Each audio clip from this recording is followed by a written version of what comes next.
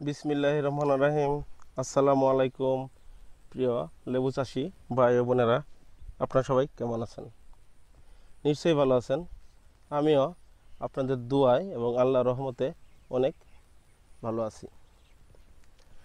আজকে আমরা কথা বলবো চায়না 3 সিডলেস লেবুর গাছে খুঁটি কীভাবে দেব এবং খুঁটি দেওয়ার সঠিক নিয়মটা কি এই সম্বন্ধে। প্রথমে এখানে একটি কথা বলে রাখি, বিভিন্ন এলাকায় এই খুঁটিগুলো বিভিন্নভাবে দিয়ে থাকে। আমি এখানে দিয়েছি বাঁশ দিয়ে। আমাদের এলাকায় এই বাঁশগুলো সহজলভ্য, দামে কম এবং এর কাজ করতে সুবিধা বেশি। আমাদের এলাকায় এই বাঁশকে বলে মোরল বাঁশ বা টল্লা বাঁশ। এছাড়াও আরও অন্যান্য জাতের বাঁশ আছে, সেগুলো দিয়ে কাজ করাতে গেলে লেবার খরচ বা বাঁশের দাম বেশি পড়ে। একটি বাগানে খুঁটি কিন্তু অনেক লাগে। আপনারা দেখতেছেন প্রচুর খুঁটি লাগে। এই খুঁটিগুলো জন্য আলাদা একটা বাজেট প্রয়োজন হয় এবং খুঁটিগুলো দেওয়ার জন্য লেবারের প্রয়োজন হয়, সেখানেও একটা খরচের ব্যাপার থাকে। আপনারা দেখতেছেন প্রচুর খুঁটি লাগে। প্রত্যেকটা গাছে 4টা 5টা 3টা এইভাবে। অনেকে আবার খুঁটিগুলো দেয় এই গাছ থেকে 3-4টা গাছ লম্বালম্বি, 2 সাইডে বাঁশের আয়ের পেতে খুঁটি দিয়ে দেয়। কিন্তু সেভাবে দিলে কি হয়, আপনার কীটনাশক দেওয়া, লেবু সংগ্রহ করা, পরিচর্যা অনেক কাজে ব্যাঘাত ঘটে।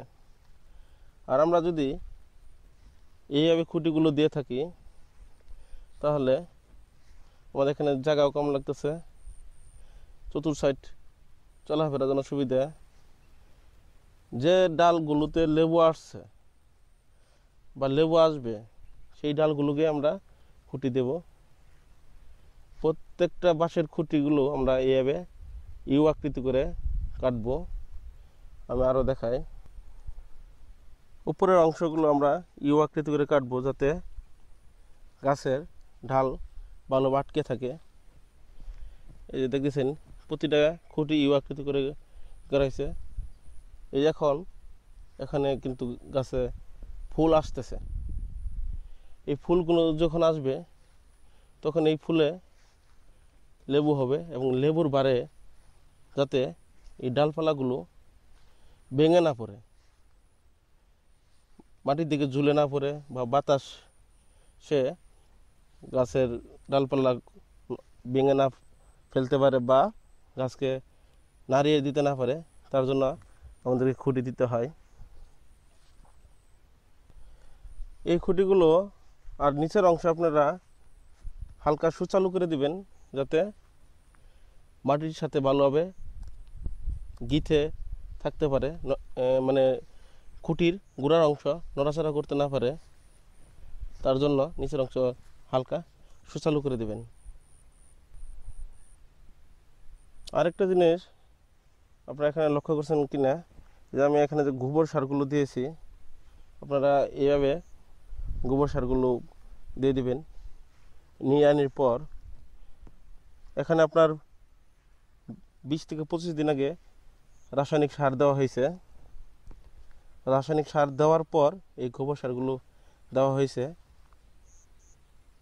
এই গোবর সারগুলো আপনার দীর্ঘদিন কাজ করে, মাটিতে খাদ্য সরবরাহ করে। আস্তে আস্তে এই গোবর সারগুলো মাটির সাথে মিশে এবং গাছে খাদ্য গ্রহণ করে। প্রতিটা গাছেই গোবর সার দেওয়া আছে, একই মাপে প্রতিটা গাছে গোবর সার দেওয়া আছে। এখানে আপনাদের কারো কোনো প্রকার প্রশ্ন, মতামত, জিজ্ঞাসা বা উপদেশ যদি থাকে কমেন্ট বক্সে অবশ্যই কমেন্ট করবেন। আর ডিসক্রিপশন বক্সে আমার ফোন নাম্বার দেওয়া আছে, সেখানেও যোগাযোগ করতে পারেন। আর এখনও যারা আমার চ্যানেলটি সাবস্ক্রাইব করেন নাই, এখনই চ্যানেলটি সাবস্ক্রাইব করে রাখুন পরবর্তী ভিডিওটি সবার আগে পাওয়ার জন্য, এবং আমার কোনো ভিডিওই আপনার মিস হবে না। আর যারা ইতিমধ্যে সাবস্ক্রাইব করেছেন তাদেরকে জানাই অসংখ্য ধন্যবাদ। তো কথা হবে অন্য আরেকটি ভিডিওতে। সে পর্যন্ত সবাই ভালো থাকেন, সুস্থ থাকেন, এই শুভকামনায় শেষ করছি। আসসালামু আলাইকুম ওয়া রাহমাতুল্লাহি ওয়া বারাকাতুহু।